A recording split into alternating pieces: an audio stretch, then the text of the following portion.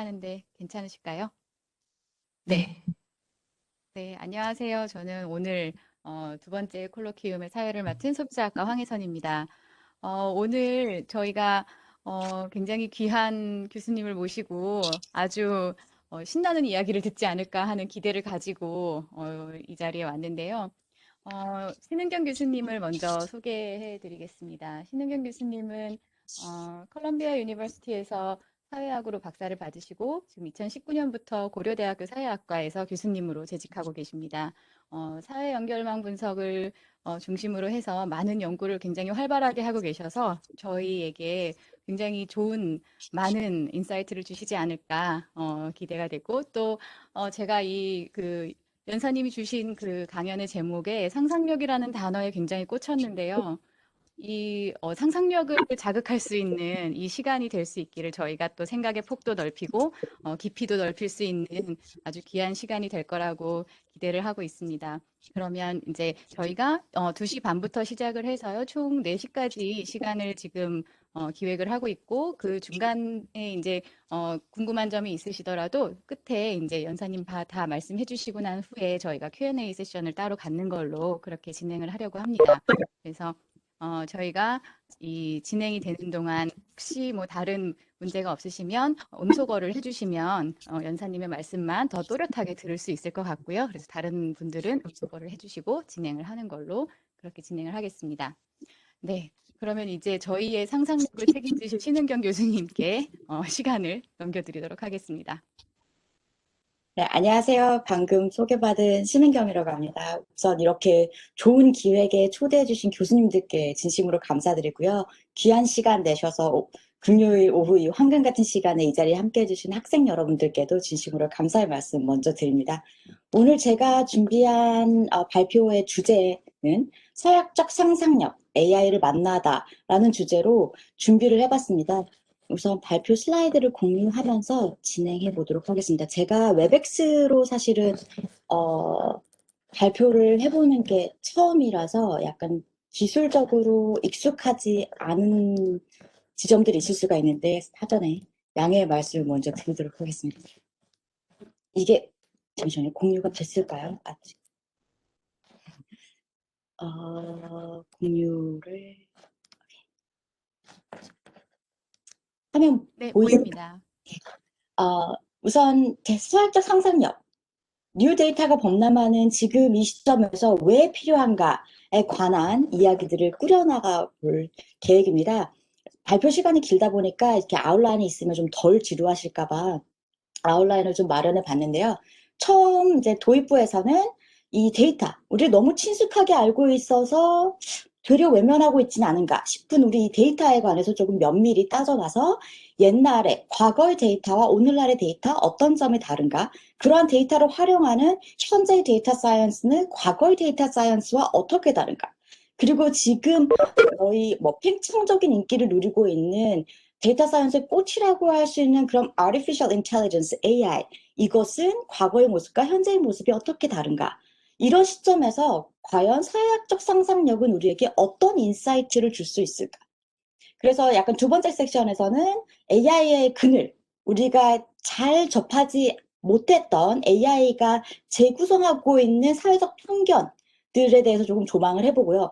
이런 문제가 있기 때문에 그럼 우리가 AI를 폐기해야 될 것인가가 아니라 어떻게 우리의 과학적인 탐구, 사회과학적인 혁신에 AI를 활용할 수 있을 것인가로 세 번째 꼭지로 제가 퍼블리션 페이퍼, 연구 논문에 대해서 잠깐 이야기를 하고 마지막으로 끝맺는 부분에서는 이제 어떻게 보면 고백 같은 저희 고민들을 여러 교수님들과 학생 여러분들과 쉐어하는 차원에서 어떻게 데이터 for good, 선한 더 나은 인공지능의 미래를 위해서 우리가 데이터를 활용할 수 있을 것인가에 관한 지점으로 오늘의 발표를 마무리 지으려고 합니다. 그래서 처음 들어가는 도입부, 고민을 안 할 수가 없겠죠.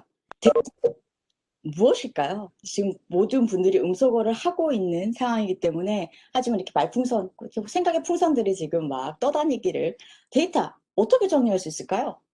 너무 쉽게 쓰기 때문에 우리가 항상 익숙한 것들에 대해 정의하라고 하면 조금 머뭇거리게 되는 그런 느낌이실까요, 지금? 데이터는 가장 그냥 쉽게 사전적인 정의를 한번 보겠습니다. A set of values collected together for analysis, reference, reasoning, calculating. 즉, 데이터라고 함은 목적을 위해서 어떤 행위자에 의해서 수집된 값의 집합을 의미합니다. 값들의 집합, 이 데이터인데 과거의 데이터라고 생각하시면 그게 여러분들이 생각하시는 인구 센서스, 지역 조사, 소비자 경향성 조사 뭐 이런 것들을 생각해 봤을 때 traditionally 어떤 목적의식을 가지고 누군가에 의해서 모아진 값들의 집합, 이것을 우리는 데이터라고 부릅니다. 하지만 WWW, 월드와이드 웹이 31년 전에 등장을 하고 나서부터 디지털 공간이 우리의 생활에 깊숙이 자리 잡게 되면서 이 데이터의 정의에 약간의 변화가 생기게 됩니다. 데이터는 단순히 누군가 목적 없이도 행위자 없이도 set of values collected, accumulated and stored.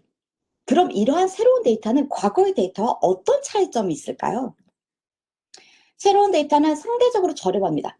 여러분의 인구 센서스 19세기, 20세기에 진행되던 인구 센서스를 한번 떠올려 보시면 굉장히 고비용, 노동 집약적인 데이터 컬렉션과 그리고 동시에 저장 과정 역시도 굉장히 비싼 어떤 산물이었습니다. 프로세스 자체가. 그렇기 때문에 저희가 표본 수집을 잘해야 되고 샘플링을 디자인하고 이런 사전 조사들에게서도 심각한 노동, 강도 높은 노동이 요구되던 프로세스였다고 할 수 있습니다. 하지만 지금 데이터 생각해 보시면 지금 저희 미팅하는 것도 데이터 컬렉트가 되고 있는 거죠.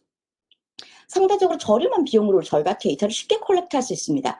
그리고 이런 온상에서 기술의 도움을 받아서 모아지고 있는 데이터들은 굉장히 복잡하고 구조에서 정형화되어 있지 않습니다. 예를 들어서 과거의 set of values라고 하면 우리가 딱 떠오를 수 있는 넘버들이죠.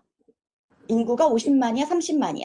여기서 소비를 얼만큼 해. 10%를 어디에 사용하고 50%는 어디에 사용해. 이런 식으로 정량화된 넘버들을 생각할 텐데요. 요즘의 데이터는 그렇지 않죠. 지금 송출되고 있는 영상 혹은 여러분들이 보고 계시는 이 텍스트 자료, 동시에 이 음성 파일, 즉 기존에 생각하던 넘버, 물론 이 모든 것들이 디지타이드 돼서 이진법으로 0영, 0영 이렇게 해서 0 하나, 0 하나 이렇게 해서 입력 저장이 되겠지만 기본적으로 저희가 보고 있는 데이터의 얼굴이 굉장히 그리고 데이터는 아까 말씀드렸다시피 목적에 의해서 적극적으로 수집되는 것이 아니라 시스템에 누적되게 됩니다. 우리가 사는 것들 혹은 우리가 search word, 키워드 찾는 것들 혹은 어떤 동선으로 움직이는가 아니면 우리가 누구에게 전화하고 누구에게 텍스팅을 하는지 이런 모든 것들이 수적으로 기록이 남게 되죠. 누적적으로 디지털 공간 안에서. 그러면서 동시에 이러한 데이터, 방대한 양의 데이터가 가용해졌고 이것들을 계산할 수 있는 컴퓨테이션 능력의 발달로 지금 저희가 누리고 있는 인공지능의 시대를 살고 있을 수 있겠죠. 여러분 생각하는 스피치 리커그니션이나 아니면 구글 트랜슬레이트, 자동 번역 기능 이런 것들이 이런 데이터 그리고 이 데이터를 분석할 수 있는 컴퓨테이션의 발달 없이는 누릴 수 없는 혜택이라고 볼 수가 있습니다. 그래서 조금 더 데이터에 대해서 예를 들면 이제 초기에는 이제 빅데이터라는 표현을 많이 썼습니다. 빅데이터는 단순히 이제 볼륨만 큰 게 문제가 아니라 방대한 양의 데이터가 빠른 속도로 누적됩니다. 여러분들이 신용카드를 어디서 어떻게 쓰는지 그리고 이거는 초 단위로 분 단위로 누적이 되는 거죠. 여러분 GPS를 가지고 LPS를 RBS 로케이션 베이스 서비스를 제공할 때 밀리미터 단위로 여러분들의 움직임도 기록이 가능합니다. 동시에 버라이어티가 있죠. 기존에는 누가 돈을 어디다 얼만큼 쓰더라 였다면 누가 얼만큼 다양한 종류의 몇 시에 무슨 요일에 어느 로케이션에서 즉 데이터 축적 포인트가 다양해지면서 방대한 양의 다양한 데이터들이 누적되게 됩니다. 빠른 속도로. 이것이 지금 저희가 직면하고 있는 빅데이터 혹은 새로운 데이터의 새로운 특징이라고 볼 수 있습니다. 그래서 데이터 사이언스 자체는 사실은 어떻게 보면은 없던 영역은 아니에요. 왜? 데이터 사이언스의 기본이거든요. 사이언스의 기본은 데이터를 축적하고 기술 발달에 힘입어서 더 정밀한 데이터를 축적할수록 저희가 더 재밌는 혹은 더 도움이 되는 사이언티픽 디스커버리를 할 수 있으니까요. 그런데 이제 다양한 또 우리 연관 학제를 생각했을 때 통계를 많이 생각하실 텐데요. 통계 역시 데이터 사이언스의 인접 학문으로서 비슷한 어떤 목적 의식을 가지고 진행되는 학문 노력 엔데버일 텐데 차이점이 있다면 뉴 데이터 혹은 데이터 사이언스는 역시 이 전혀 다른 데이터를 맞이하면서 여기에 관해서 풀어야 될 다양한 숙제들에 대한 해법을 함께 찾아가는. 그래서 사실은 데이터 사이언스가 최근에 굉장히 각광받는 사실은 이 컬러키움 초청을 받고 창업, 취업, 컬러키움 시리즈 보고 BK를 받는 아이디어는 이런 거구나라고 저희가 BK가 떨어진 사회학과 입장에서 굉장히 큰 인사이트를 받았어요. 이런 걸 가르치면서 왜 저희는 창업과 취업에 관련된 컬러키움을 하려고 생각하지 못했는지. 왜냐면 여러분들 보시면 데이터에 관련된 관심들이 굉장히 높아지고 있어요. 특히 2010년 이후에는 직장적으로도 데이터 사이언스에 관련된 잡이 굉장히 많이 늘어나고 있고요. 데이터 사이언스에 관련된 지평들 혹은 적용 가능한 인더스트리 역시 굉장히 증대되고 있습니다. 이 데이터 사이언스는 어떻게 보면 여러분들이 거의 폭발적인 증가를 보여주고 있는데요. 또 상대적으로 이 데이터 사이언스보다 인공지능에 대한 접근은 역사가 깁니다. 1956년 인공지능 학회에서 이 텀이 코인되고 나서부터 사실은 꾸준히 있어 왔어요. 그런데 역시 2015년 이후로 약간 지난 한 50년간 정체돼 있던 인공지능이 조금 증대되고 있는 추세를 보이고 있습니다. 역시 핫한 토픽이고 지금 증대를 폭발적인 인기의 상승 가도를 달리고 있지만 제가 여기서 연구자로서 거짓말을 할 수 없으니까 현실을 직시하기 위해서 BTS와 잠깐 비교를 해봤는데요. 저희가 인기가 굉장히 증대하고 있지만 아직 BTS의 인기에는 살짝 못 미치고 있습니다. 어쨌든 그럼에도 불구하고 BTS 인기가 이 정도라면 인공지능의 인기와 데이터 사이언스 인기가 이 정도면 굉장히 인상적인 거 아닌가? 저 상대적으로 약간 그렇게 생각을 하는데요. 그러면 데이터 사이언스 예를 한번 생각해 볼게요. 지금 저희 코비드 19으로 저희가 성대 너무 가고 싶은데 가지 못하고 이렇게 저희 안암동 고대 캠퍼스에서 줌으로 여러분을 만나 뵙고 있는데 이런 팬데믹은 사실 처음한 일은 아니에요. 한 100년에 한 번씩 계속 있어왔던 일이고 인류는 역사와 함께 항상 바이러스와 병마와 싸워오면서 성장을 해왔죠. 1854년 런던에서 갑자기 콜레라가 창궐하기 시작합니다. 정말 많은 수의 사람이 짧은 기간에 콜레라에 감염돼서 사망하는 일이 발생하기 시작해요. 콜레라가 없던 병이 아닌데 갑자기 너무 심각한 수준의 어떤 발병률, 여러분이 이제는 너무 익숙한 R가 급격히 높아진 거예요. 그래서 런던에서 이 일을 어떻게 해결할 수 있을 것인가에 관한 고민을 하다가 이 존 스노우라는 에피데미올로지스트가 재밌는 아이디어를 떠올립니다. 그냥 환자가 얼만큼 늘어나고 있어 이걸 보는 게 아니라 환자가 사는 집을 한번 지도에 찍어볼까 해서 그려본 게 이거예요. 봤더니 환자들의 숫자가 그냥 늘어나는 게 아니라 지리적으로 컨센트레이트 된 거를 발견할 수 있었어요. 그래서 아니 왜 환자들이 이런 곳이나 지금 이 화살표도 같이 보이실까요? 마우스도? 이런 다른 지역에 모여 있는 게 아니라 왜 이 지역에만 이렇게 환자들이 많지? 해서 봤더니 여기에 우물이 하나 있었습니다. 지금 이 엑스표라고 표현된 이게 우물인데 봤더니 이 우물이 콜레라 바이러스의 원생이었던 거죠. 그래서 이 우물을 폐쇄합니다. 그리고 주변 지역의 다른 우물들도 혹시 몰라서 폐쇄를 합니다. 그래서 갑자기 이 콜레라가 창궐하던 콜레라를 잡는 아주 인상적인 선례를 남기게 되는데요. 그래서 이제 에피데미올로지, 에피데믹스의 거의 파운딩 파더처럼 저희가 여기고 있죠. 이 케이스는 저희가 어떤 시사점을 줄까요? 존 스노우가 1854년에 런던에서 창궐하던 콜레라를 급속하게 잠재울 수 있었던 것은 데이터 융합을 통한 사회에 매우 시급한 당면 문제를 해결했던 케이스라고 이해할 수 있을 것입니다. 왜냐하면 환자 데이터와 그 환자가 사는 지역 데이터 그리고 그 지역 주소를 가지고 그 지역의 빌트 인바이러먼트 데이터 어떤 물건들이 있고 어떤 우물들이 있는지 이런 데이터를 접목시키려고 했던 융합의 아이디어의 산물이라고 할 수 있죠. 그래서 존 스노우가 단순히 환자 데이터를 다른 어떤 환경 데이터와 접목시킴으로써 콜레라를 잡을 수 있었던 것처럼 오늘날의 상황에서는 어떨까요? 이제는 문제가 데이터가 정말 많아졌어요.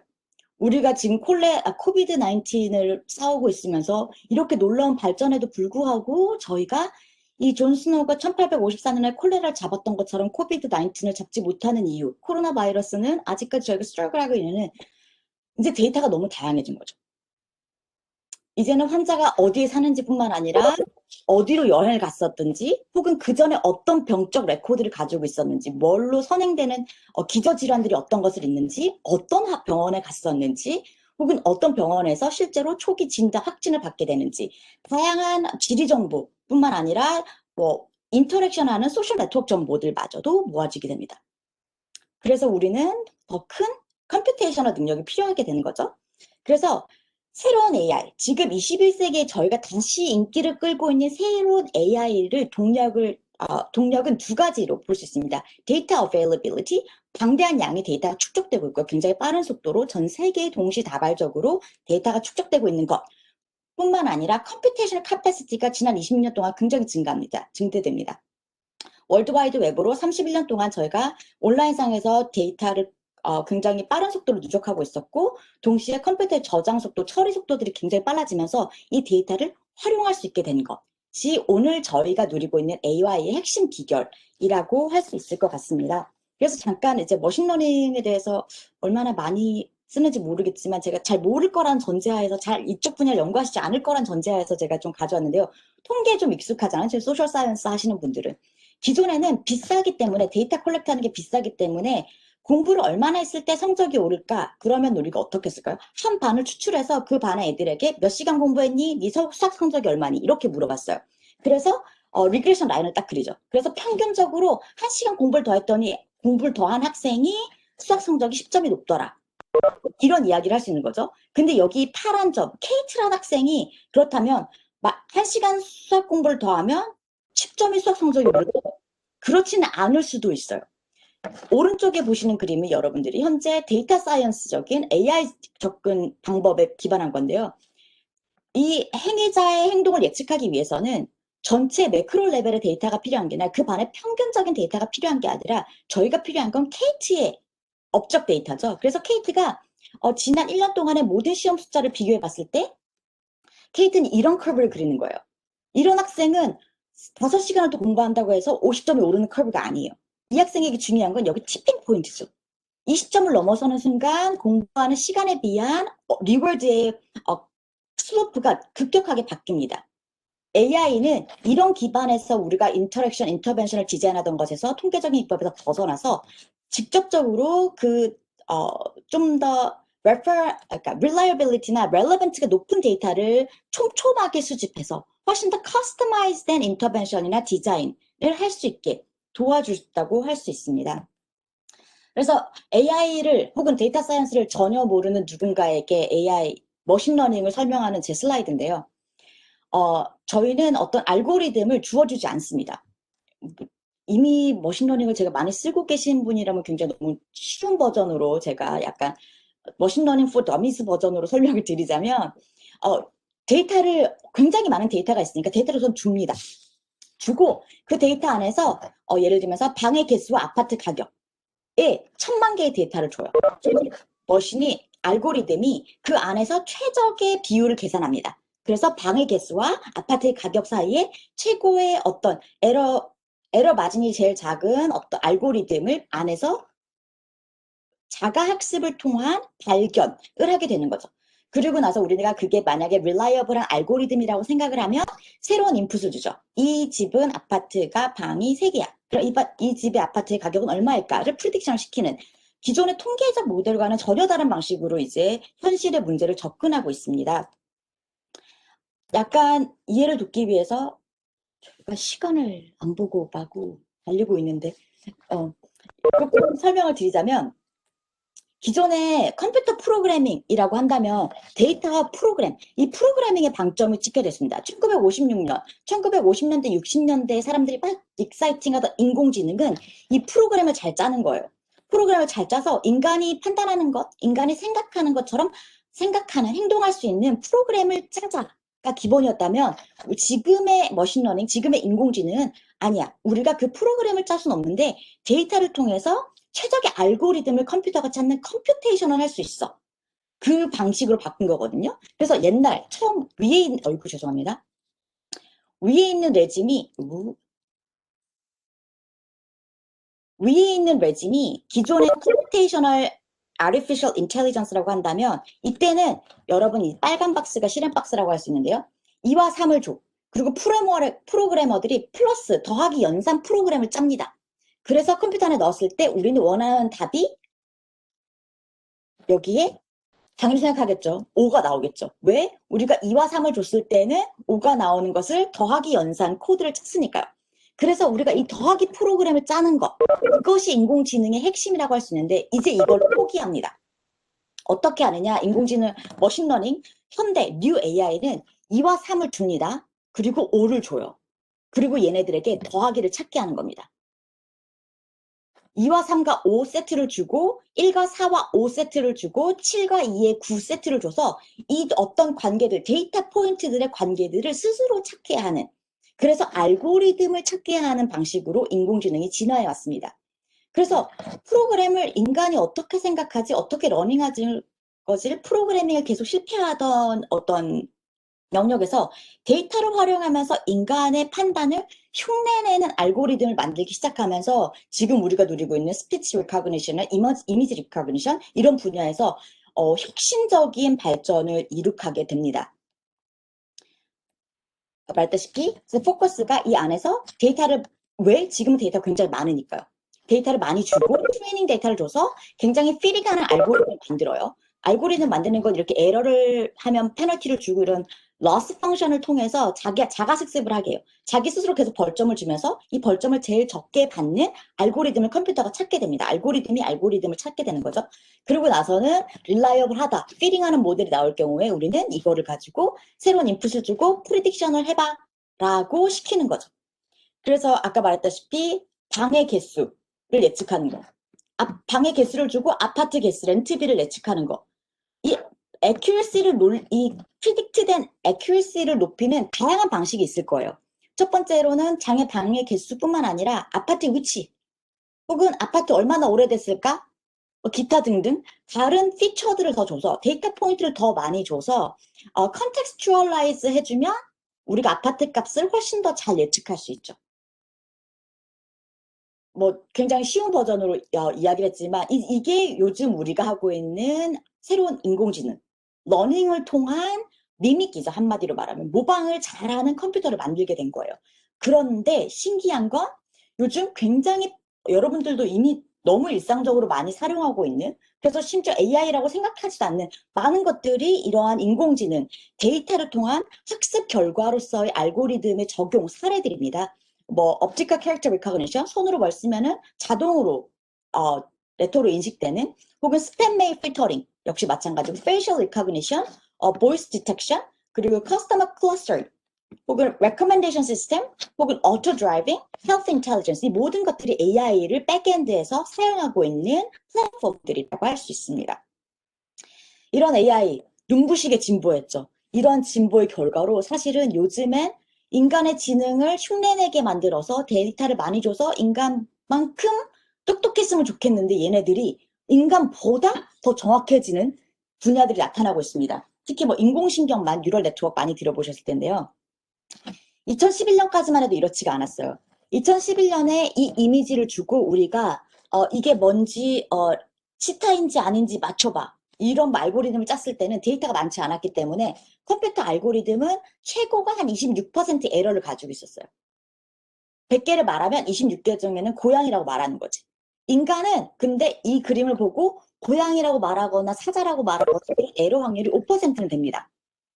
치타 사진을 보고 인간이 100% 치타라고 말하는 건 아니거든요. 근데 2016년의 알고리즘은 3% 정도의 에러밖에 없어요. 즉 인간보다 오류를 덜 범하는 알고리즘들이 나오기 시작한 거예요. 더 재밌는 분야들은 뭐 이거 치타 사진을 맞추는 거는 그렇게 재밌는 분야는 아니죠. 더 재밌는 거는 이제 의료 부분에서 적극적으로 활용되고 있는데요. 단백질로 인해서 눈에 병막에 이상이 생기는 것들을 이제 실제로 구글에서 이 의사들을 섭외합니다. 정확하게 제가 몇 명인지 기억이 안 나는데 이 9,963개의 악성 종양인 눈 사진과 밀라인, 악성이 아닌 양성 종양의 눈 사진을 보여주고 의사들에게 이게 악성인지 양성인지를 맞춰보라고 합니다. 의사들이 이제 판단을 내려 맞춰보라는 게 아니라 다이그노시스를 하라고, 처방을 하라고 하는데 의사들은 91%로 맞춰요. 의사들도 역시 9% 에러가 있는 거죠. 양성을 악성이라고 하고 악성을 양성이라고 할 수 있는 오류 범위가 9% 내는데 요즘의 알고리즘은 5%밖에 안 돼요. 여기다 갖다 붙이진 않았는데 더 충격적인 건 뭐냐면 이 의사들에게 똑같은 사진을 2시간 뒤에 다시 판별을 하라고 합니다. 분류를 하라고 하는 거죠. 악성, 양성, 처방을 다시 내리라고 하는데 자기 스스로가 2시간 전에 했던 처방과 일치할 확률이 몇 퍼센트 정도 된다고 생각하세요? 65%. 더 충격적인 거죠. 그러니까 인간의 오류는 정말로 예측하기도 어렵습니다. 어떤 데서 랜덤하게 오류가 생길지 몰라. 하지만 컴퓨터의 오류는 예측도 가능합니다. 우리가 5% 마진이 있다고 한다면 어떤 사진들에서 어떤 환자 분류군에서 우리가 더 오류를 범하는지 역시도 계산이 가능한 이런 식에 살고 있죠. 그럼 이렇게 화려한데 이렇게 잘 나가고 있는 AI에 인간보다 훨씬 더 똑똑해 보이고 훨씬 더 액큐레이트해 보이는 이 AI의 사회학적 상상력 왜 필요한 것일까요? 사실 데이터, 이게 제가 조금 이따 보여줄 여러 가지 그늘들, 인공지능의 그늘들에서 보여드릴 것은 아까도 말했다시피 지금 현재 저희가 21세기 인공지능의 폭발적인 성장은 데이터에 기반하고 있습니다. 데이터 없이는, 그리고 물론 그 데이터를 처리할 수 있는 컴퓨테이션 없이는 누릴 수 없는 호황을 저희가 누리고 있는데요. 문제는 이 데이터가 인간의 산물이라는 겁니다. 여러분들이 클릭하는, 제가 듣는, 제가 다운로드 받는, 혹은 제가 움직이는 이 모든 것들이 데이터죠. 즉 데이터는 인간의 산물이기 때문에 인간에 대한 이해 없이 우리가 데이터를 이해할 수 있을까? 거기서 출발되는 것인데 왜 우리가 사회학적 혹은 인문사회학적인 관점을 적용시키지 않아야 되는가가 오히려 더 큰 문제죠. 그렇기 때문에 초기에 사람들이 이 AI를 컴퓨터 사이언스 영역이라고 생각했기 때문에 많은 초창기 문제점들을 저희가 지금 목도하고 있습니다. 역사가 굉장히 짧기 때문에 몇 가지들을 우선 좀 더 이야기를 하자면 데이터는 기본적으로 사회적인 산물입니다. 어떤 데이터가 콜렉트 되는지, 데이터에 접근 가능한 사람이 누구인지, 혹은 데이터를 어떻게 레이블링 하는지 역시. 예를 들면 어, 지금은 아니겠지만 20년 전에 생각해보면 컴퓨터를 가진 사람들이 데이터에 더 누적에 참여를 많이 하고 있죠. 하지만 컴퓨터를 가진 사람은 소수의 재원과 교육 자원을 받은 사람들일 거란 말이죠. 그렇게 된다면 데이터를 드라이빙하는 데이터 축적의 메인 소스들이 소수의 인류의 100%를 반영하는 것들 아니라 교육을 받고 재산이 있는 그리고 컴퓨터를 구동할 수 있는 능력 있는 사람들 데이터가 집중적으로 모아진 거예요. 그렇기 때문에 데이터 자체가 객관적이다라고 생각할 수 없습니다. 사회의 굴곡이 그대로 반영된 그림자, 누적, 족적, 발자국, 흔적이라고 볼 수가 있습니다. 또한 이 데이터가 저희가 국적적으로 모아진 지도 얼마 안 됐는데 이 데이터를 분석해서 알고리즘을 만들어서 임플리멘테이션까지 속도가 굉장히 빨라요. 그래서 어떻게 임플리멘트를 할지 예를 들면서 구글 트랜슬레이트 그 다양한 텍스트 데이터를 다운로드 받아서 알고리즘 만들어서 자동 번역기 등을 바로 제공하고 있었죠. 누구에게 임플리멘트 할 건지 어디에 임플리멘트 할 건지 누가 그 서비스를 받을 수 있을 것인가에 관한 것 역시 모든 것이 다 소셜 컨시퀀스가 크게 따르는 일이죠. 그렇기 때문에 사회과학자들이 훨씬 더 적극적으로 이 컴퓨터 사이언스 영역처럼 보이는 AI에 좀 관심을 가질 필요가 있다.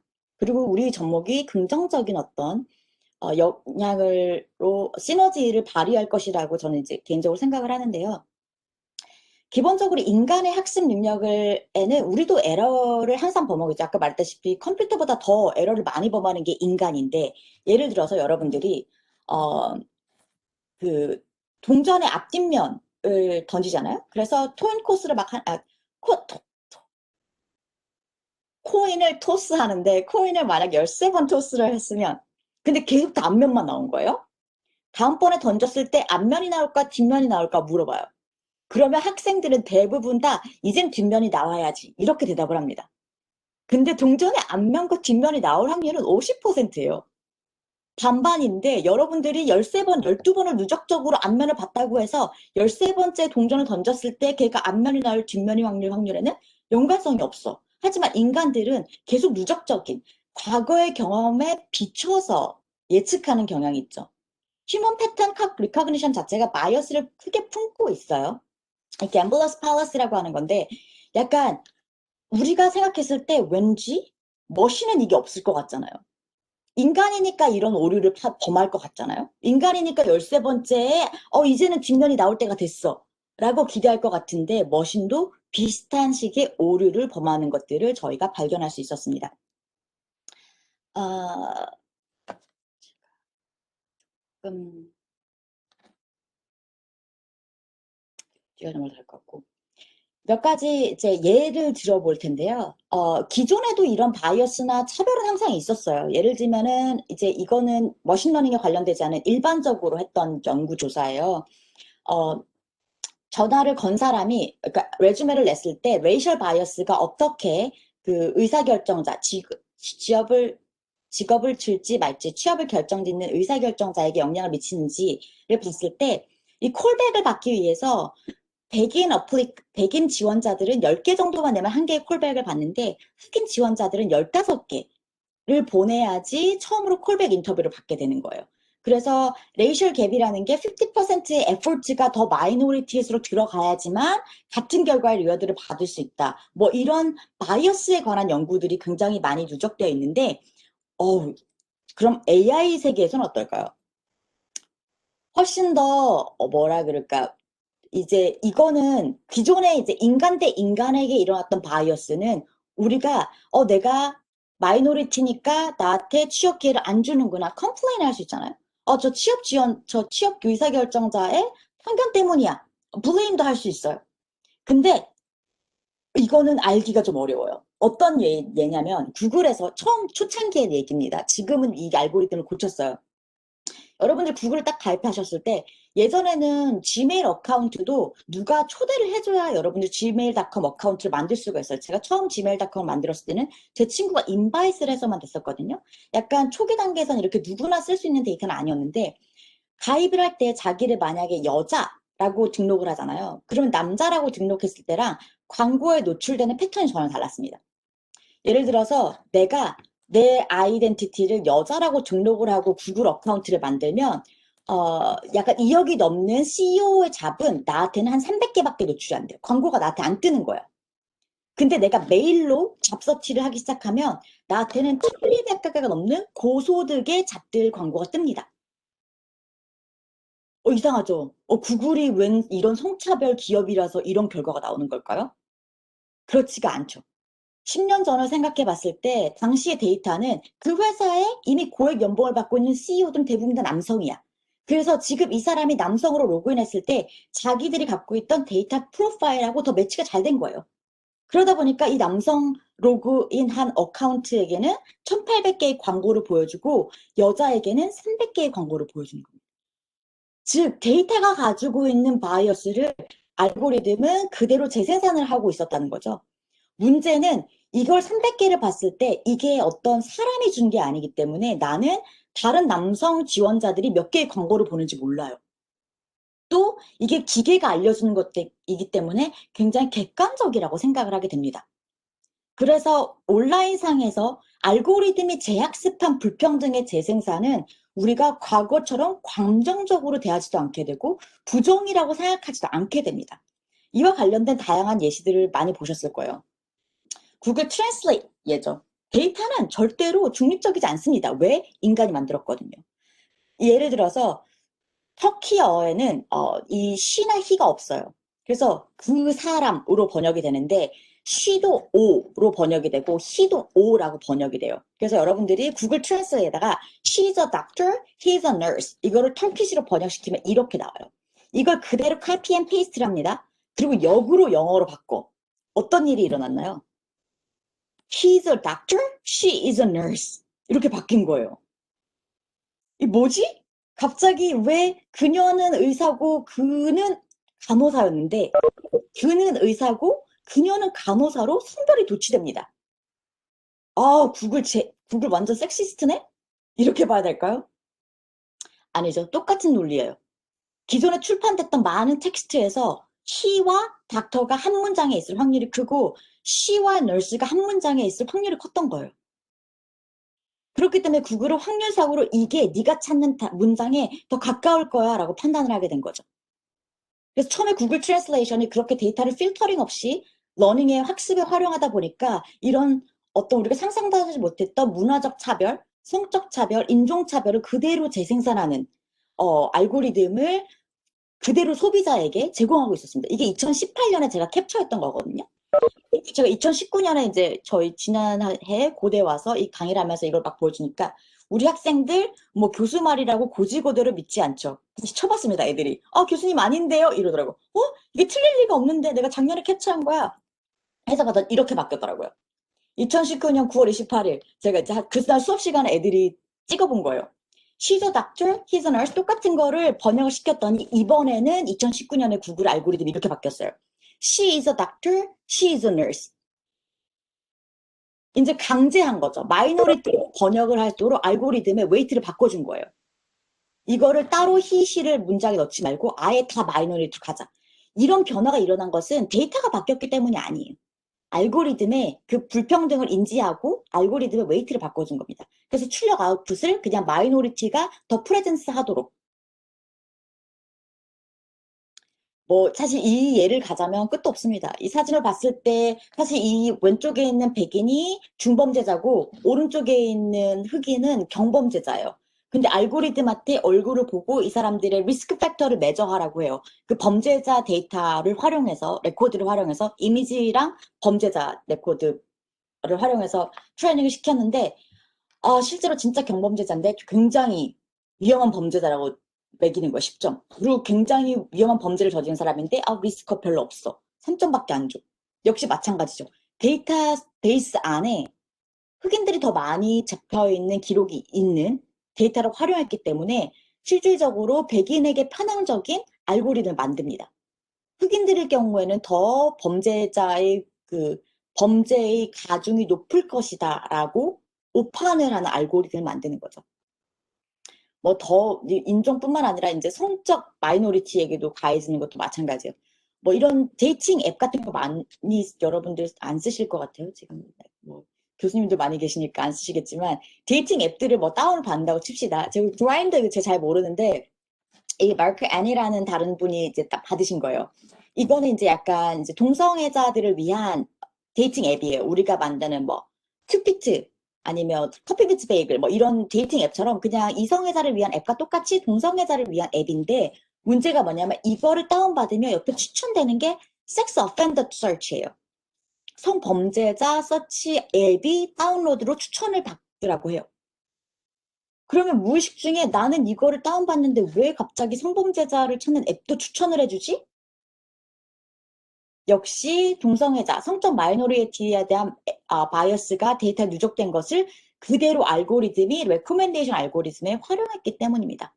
그래서 blindly used 이런 알고리즘, 머신러닝 알고리즘은 accuracy가 높을지언정 우리가 회피하고자 하고 있는 우리가 과거에 인류가 범했던 어떤 문제들 혹은 우리가 극복해 나가고자 하는 편견들을 재생산하고 오히려 그것을 강화하는 방식으로 활용될 수 있는 거죠.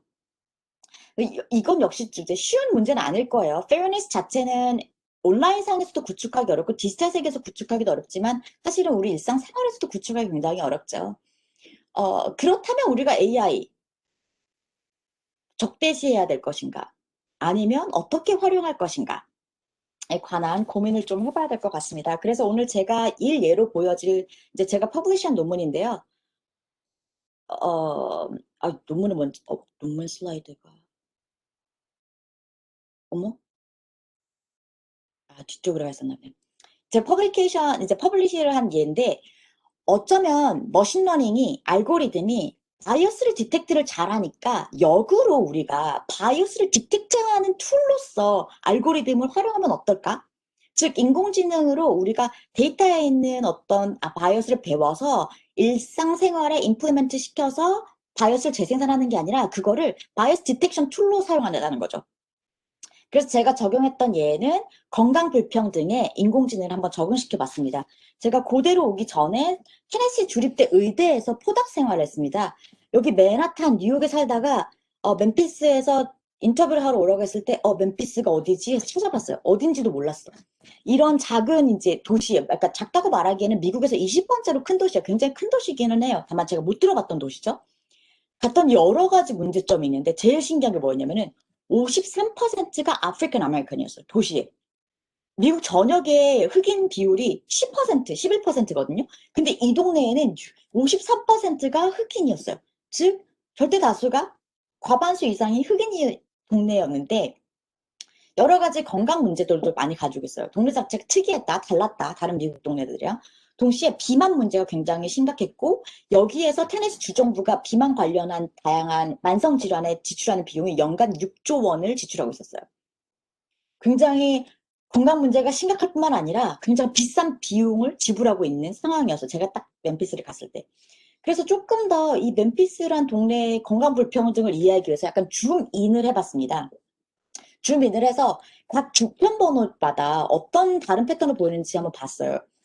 이 38106, 굉장히 이제 못 살고 위험한 동네예요.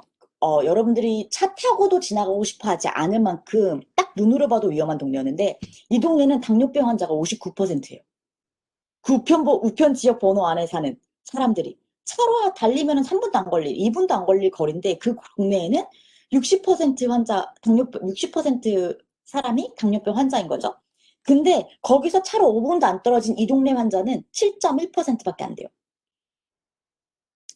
그래, 뭐 당뇨병은 그럴 수 있어.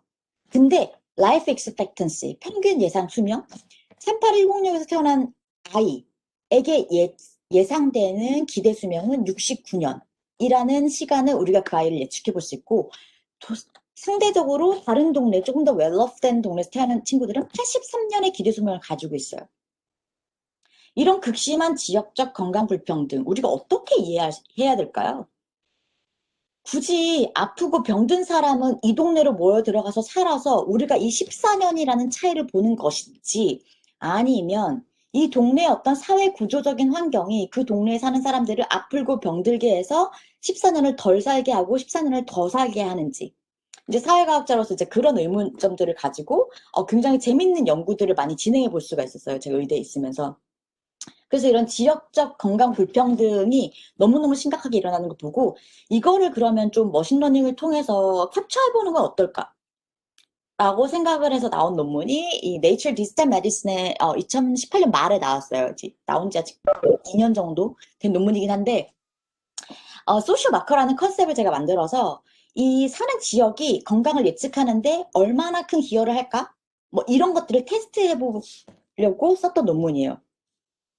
시간이 많이 흐른 관계로 제가 뭐 자세한 이야기는 하지 않겠지만, 건강이라는 것은 이제 사회적 아웃컴이다, 이런 이야기 많이 하시죠. 요즘 뭐 저뿐만 아니라 이제 소셜 디터미넌트 오브 헬스라고 해서 단순히 사적이고 생물학적인 아웃컴이 아니라 건강이라는 것, 내가 얼마나 헬스한지가 사회적인 산물이다라는 것에 요즘에 뭐 의학 분야에서도 많이 의학 보건, 많은 연구자들이 관심을 기울이고 있는 분야 중에 하나예요. 그리고 동시에 또 워낙에 의료와 관련된 벤처 기업들도 굉장히 늘고 있거든요.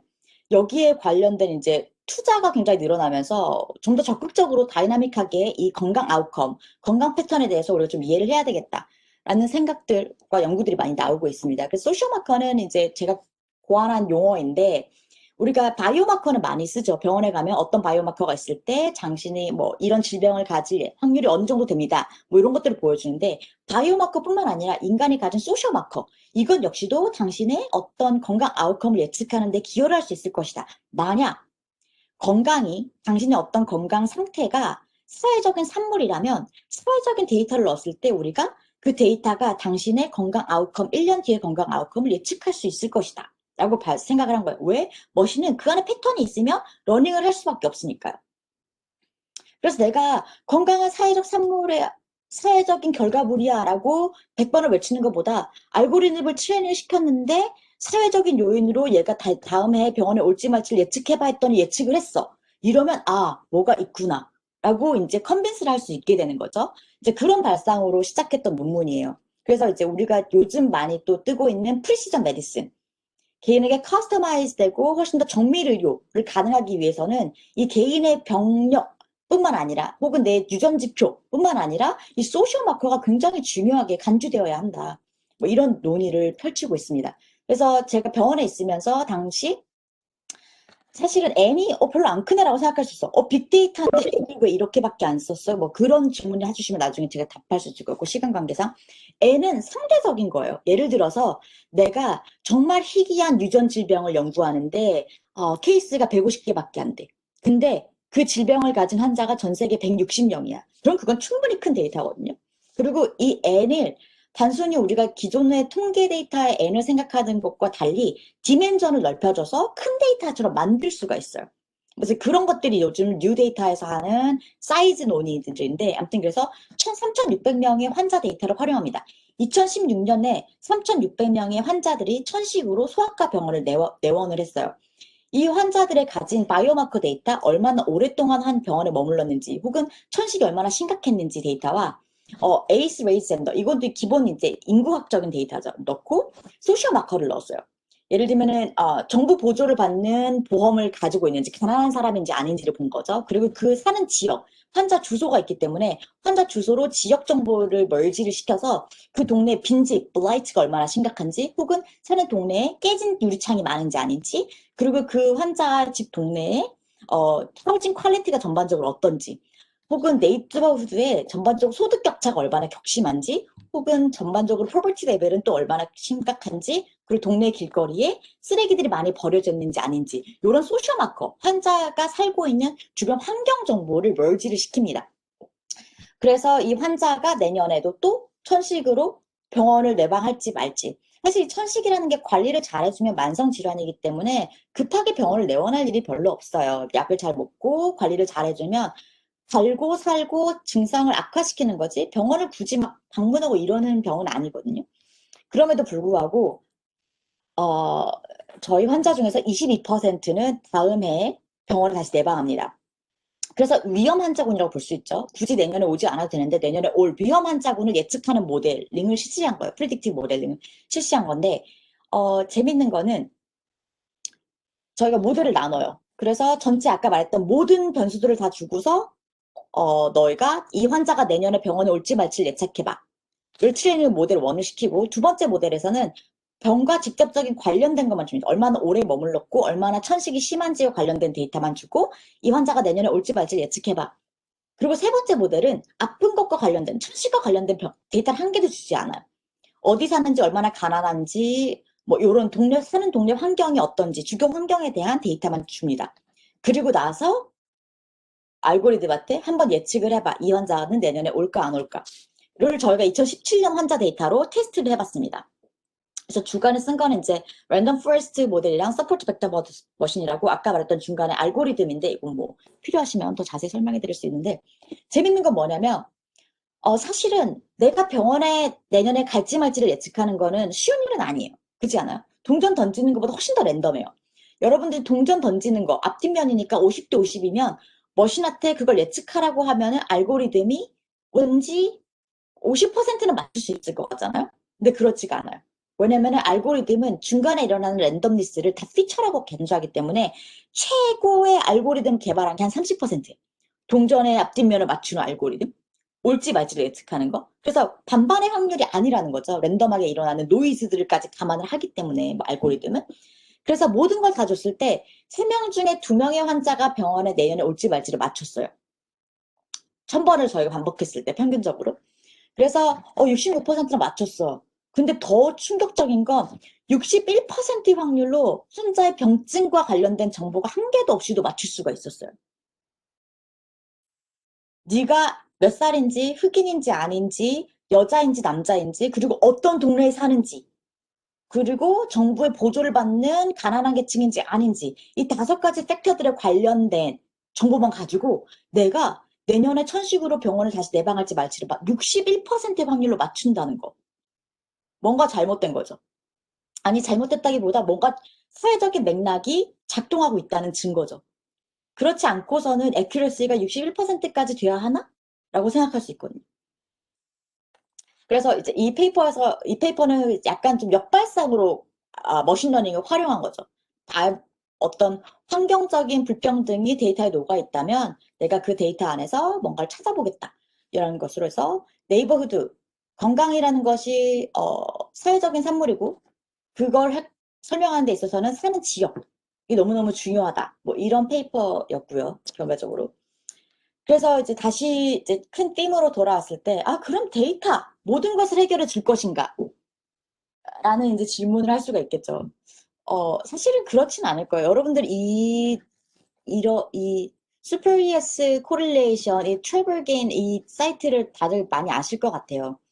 지금 보시면 데이터를 랜덤한 걸 두 개 받은 거예요. 코릴레이션이 굉장히 높죠. 지금 변하는 패턴을 봤을 때.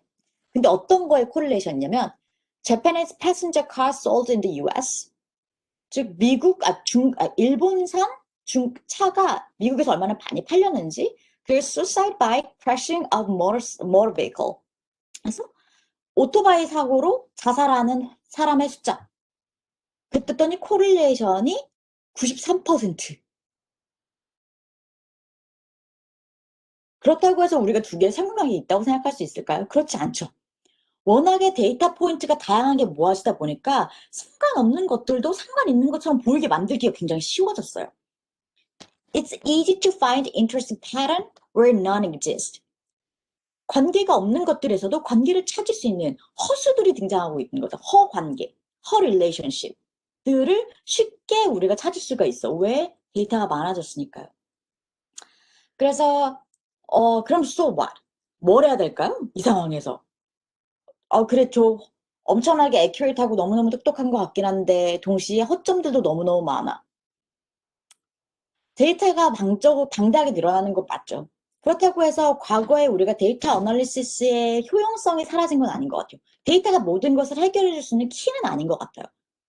데이터가 힘을 많이 가지기 때문에 더 어떻게 보면 연구자들이 책임의식을 가지고 문제의식을 가지고 데이터에 접근해야 되는 것은 아닌가. 우리가 한 번 더 데이터에 대해서 의심을 품어야 되는 것들은 아닌가. 이런 고민들을 하고 있습니다. 그리고 우리가 그럼 왜 굳이 이것을 우리의 책임이지? 알고리즘이 한 것인데? 근데 역시 데이터 자체가 인간의 산물이기 때문에 우리의 편견과 우리의 잘못들이 녹아들어가 있는 누적들이죠. 그래서 어떻게 보면 우리에게 보기 싫은 내 모습을 페이스할 수밖에 없게 만들어주는 거울 같다는 생각을 조금 해요. 그래서 특히나 지금 데이터의 불평등이 우리 사회의 불평등을 잘 보여주고 있는 게 아닐까. 마이노리티는 데이터에 접근 가능성이 없고, 마이노리티들은 혹은 사회적으로 소외된 계층일수록 더 데이터에 기여할 수 있는 기회 구조가 없는 거죠.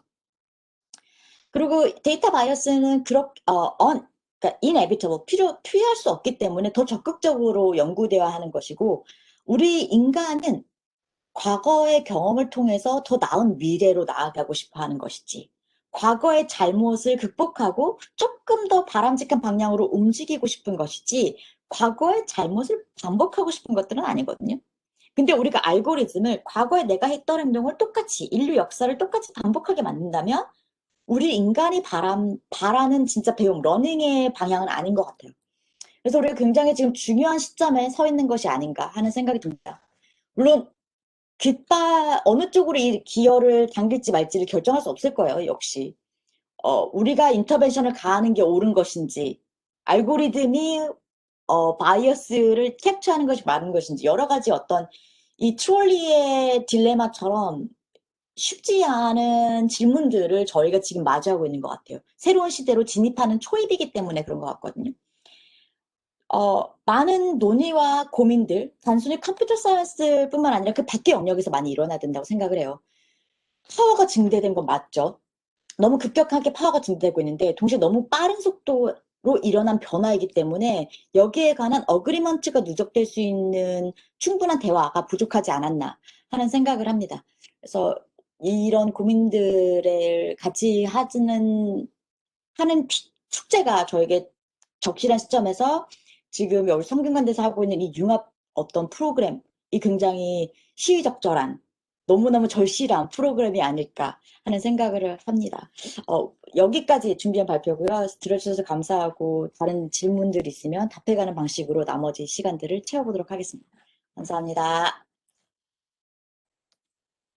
네, 신은경 교수님 정말 열정적인 강의로 정말 저희의 혼을 쏙 빼놓고 상상력을 마구마구 자극시켜 주신 것 같습니다. 어, 혹시 질문이 있으시면 자유롭게 말씀을 해주셔도 좋고요. 말씀으로 하시기 어려우면 채팅으로 올려주셔도 좋습니다. 지금 신은경 교수님께 질문을 주시면 좋을 것 같습니다. 질문 생각하시는 동안 이제 저도 이제 최근에 뭔가 이렇게 막 공부를 하면서 여러 가지 그 이슈들을 접하게 됐는데 사실은 얼마나 데이터와 알고리즘이 투명한가, 객관적인가 이런 부분에 대해서 사실 굉장히 거의 미신 수준의 굉장한 그런 신봉이 있는 반면에 또 그 부분에 대한 우리의 적절한 판단 그리고 개입 이런 것들에 대한 논의가 상당히 필요한 것 같습니다. 그래서 요번에 이제 이런 강연을 제가 들으면서 저희가 조금 더 사회과학자로서 해야 할 일들 그리고 어떻게 개입해야 되는지에 대한 아이디어들을 자꾸 모아나가는 것이 굉장히 중요하지 않을까라는 또 그런 인사이트를 굉장히 깊게 느끼는 기회가 됐습니다. 어, 굉장히 재밌는 사례들도 많이 이렇게 보여주셔가지고 저희 굉장히 신선했습니다. 뭐 이렇게 무슨 데이터 같은 거를 보면 그 재범률을 예측하는 알고리즘이 실제로 성차별을 보여준다는 그런 기사들도 최근에 본 적이 있는데 굉장히 그런 부분에서 저희가 이미 우리에게 누적되어 있는 불평등이 이렇게 드러나서 저희에게 정말 다가오고 있는 거를 저희가 직시하게 되는 과정이 아닌가 그 말씀에 또 굉장히 또 공감이 됐습니다. 혹시 질문 있으시면 좀 말씀해 주시면 좋겠습니다. 네, 저 질문이 있는데. 네, 신혜경 교수님 너무 정말 재밌게 너무 잘 들었고요. 정말 많은 것을 생각하게 해주는 그런 강의였던 것 같습니다. 감사드리고요. 몇 가지 질문이 있는데, 첫 번째는 약간 스페시픽한 질문인데, 그 오늘 발표하셨던 그 논문에서 소셜 마커라는 이제 개념을 네. 만들어서 사용을 하셨다고 하셨는데, 사실 그 오늘 발표하신 거 들었을 때는 그 소시오 마커라는 게 그 네이버후드 이펙트랑 결국 비슷한 컨셉이 아닌가라는 생각이 제가 이제 저는 그 논문을 자세히 모르니까 이제 들었는데, 그런 네이버후드랑 관련된 그런 특성 말고도 어떤 것들이 이 소시오 마커 안에 들어갈 수 있을지 그거에 대해서 일단 여쭤보고 싶고요. 그리고 두 번째 질문은 아까 그 3,678개도 빅데이터가 될 수 있다고 말씀을 하셨는데, 그러니까 빅데이터에 대한 그런 정의는 무엇인지 어떤 그 업계에서 쓰는 그 공통의 데피니션 같은 게 아니면 뭐 몇 개 이상을 빅데이터라고 볼 수 있는 그런 어그리먼트가 학자들 사이에서 있는 건지 그게 좀 궁금하고 또 아까 그게 어떻게 빅데이터 될 수 있는지 설명을 해주신다고 해서 그것도 저희 이제 교수들과 학생들에게 설명을 해주시면 좋겠고요. 그리고 너무 질문이 많은가? 마지막 질문은 이제 저희가 이제 이 BK 소셜 이노베이션 융합학과가 이제 빅데이터를 통해서 사회 문제를 해결하는 이제 학생들을 양성하는 그런 프로그램인데, 그럼 신 교수님이 보시기에 이 빅데이터와 이 AI 뭐 이런 그런 테크닉들을 이용을 해서 가장 해결하는 데 급하거나 아니면 가장 잘 효율적으로 해결할 수 있을 것 같은 사회 문제에는 뭐가 있을지에 대한 좀 고견을 부탁드립니다. 감사합니다. 네. 우선 질문 감사드립니다. 굉장히 많은 질문 해주셨는데 제가 이 슬라이드 다시 잠깐 보여드릴게요. 우선 두 번째 질문 먼저 하고 또 답변을 하고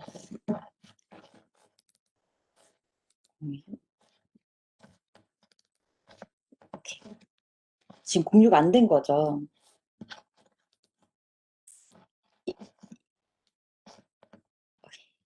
아까 전에 이제 보여드린 이 정의라고 한다면 사실 빅데이터를 사람들이 이제 볼륨만 가지고 이야기를 하는 경향이 있어요. 근데 숫자가 많으면 빅데이터 이렇게 이제 많은 사람들이 생각을 하는데 실제로는 다층적인 모습들이 더 중요한 거거든요. 아까 잠깐 이제 뭐 희귀 질환에 대해서 이야기를 했지만 160명밖에 없는 환자 중에서 150개가 있으면 그 n이 과연 작은 것일까? 이제 proportionally 이제 굉장히 큰 n이기 때문에 그거 역시 빅데이터라고 할 수 있고, 약간 이제 디멘전을 따져봤을 때 우리가 기존의 어떤 뭐라 그럴까 변수 숫자들, 예를 들어서 내가 3,000명을 서베이를 했는데 변수 숫자가 기존에 뭐 서베이를 생각했을 때 50개의 변수 질문 진학지가 있었어. 그럼 3,000 바이 50의 데이터가 되는 거잖아요.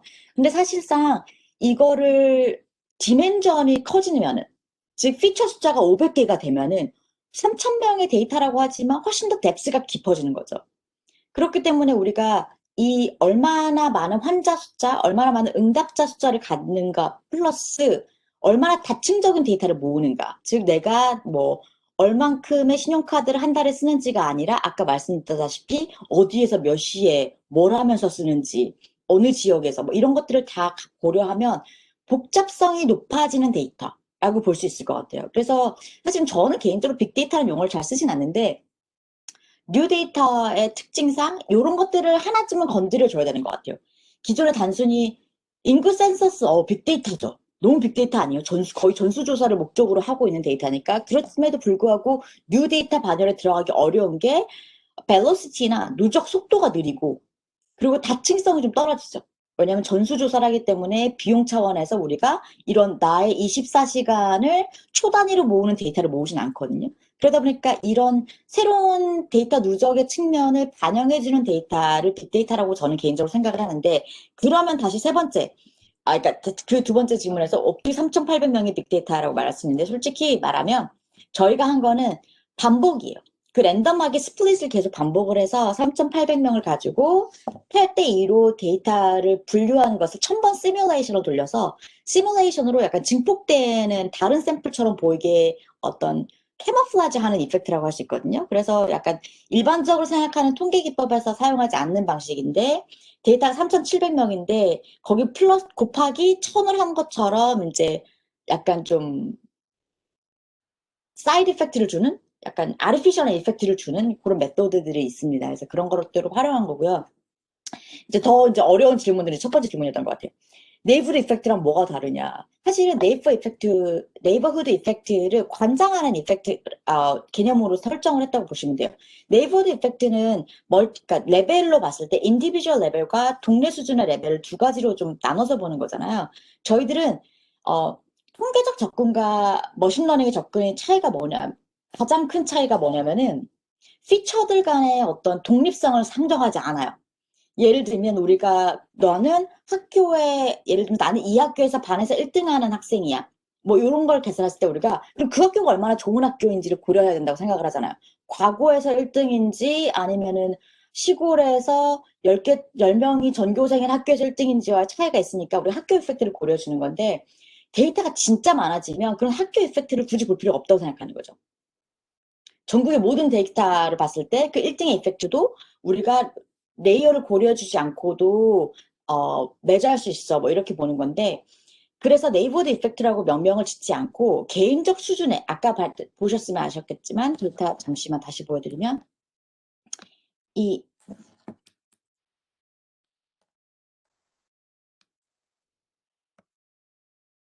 레벨을 전혀 고려하지 않는 거거든요. 그래서 내가 가난한지 아닌지는 개인 인디비주얼 레벨의 팩터인데 그것과 내가 사는 동네가 험한지 안 험한지를 같이 놓고 돌리는 거예요.